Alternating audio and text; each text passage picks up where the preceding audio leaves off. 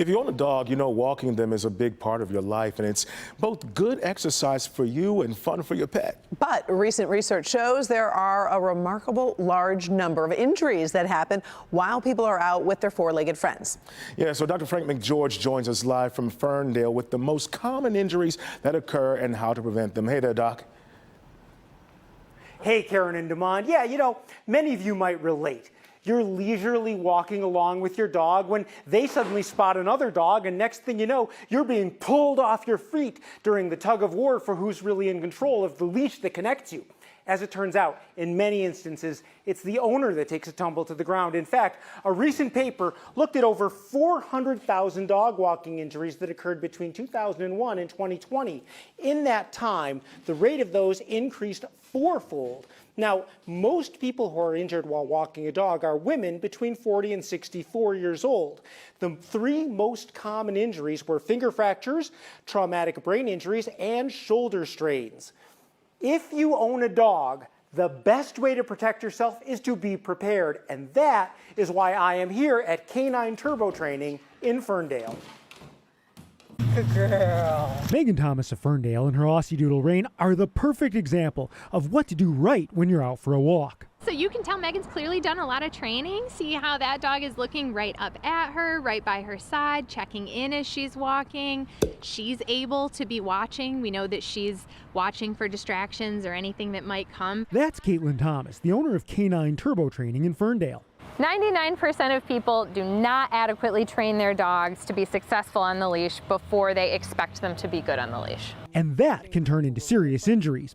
The four most common ways people are injured while walking their dogs are: number one, being pulled by the leash without falling; number two, being pulled by the leash leading to a fall; number three, being tripped by the leash leading to a fall; and number four, getting tangled in the leash leading to a fall. Their dog pulls and they know their dog pulls, so then they try to just wrap as much as they can and hold as tight as they can, and then they've got injuries to their hands, or getting jumped on is another one where dogs will jump up and knock people down.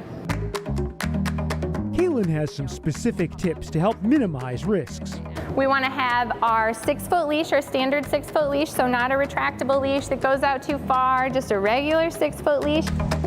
Retractable leashes are a huge trip and tangle hazard. People can even get rope burns on their legs as the thinner material pulls past their calves. The way you hold your leash can be important as well. So what we want to do is we want to have our hand through the loop. We want to grab just the first part of the leash, and then we're going to grab a third of the way down right here. So now we've got two hands on the leash at all times. We're always holding with two hands. We've got one here and one here. But in the event that our dog does pull or does yank, we don't want to get caught in our leash. We don't want to be stuck here. We do want to be able to, if we need to, have our hands free quickly. And if you don't use a harness, get one. These harnesses have a front clip attachment so that you can clip your leash to the front here, and then when the dog pulls, the dog actually turns towards you instead of forward. And here's an important tip that I completely underestimated. And then we want to have our treat pouch. Having food with you is key to success. Are you really saying then that people should have a treat pouch with them all the time? Like all the time. Really? Yes, yes. Treats are used to reinforce good behaviors, but also what we can do when there's distraction, which is the biggest risk of injury, is a dog gets overly excited. They start pulling most when they're excited to go do something else. For us, we need to be more interesting than that distractions. So we're bringing our treat pouch, making sure that we have all of our good stuff so that when we have our dog out, we can make sure that we are reinforcing the things that we want to see more of, like a loose leash walk or paying attention to me when a distraction pops up. Speaking of distractions, it's also important for you to pay attention when you're out. Know what's going on. If there's a dog who pops out, I want to be prepared. Whether it's another dog, a truck, or a person, being aware of what will excite your dog can help you prepare to handle the situation. If I can recognize it beforehand, sometimes I'll get a treat out and try to get her attention beforehand so I can keep her from getting distracted in the first place. Now, I'm here with Caitlin Thomas, the owner of Canine Turbo Training. Now, Caitlin, when it comes to safety, I want you to talk about why getting your dog on the right track when they're still a puppy is really so important. Yeah, well, little puppies turn into big dogs very quickly. Their habits, they're just learning about the world and forming habits. So, for example, if when our puppy starts to pull, we take a step forward, what we're teaching our puppies is the way to move forward is to pull.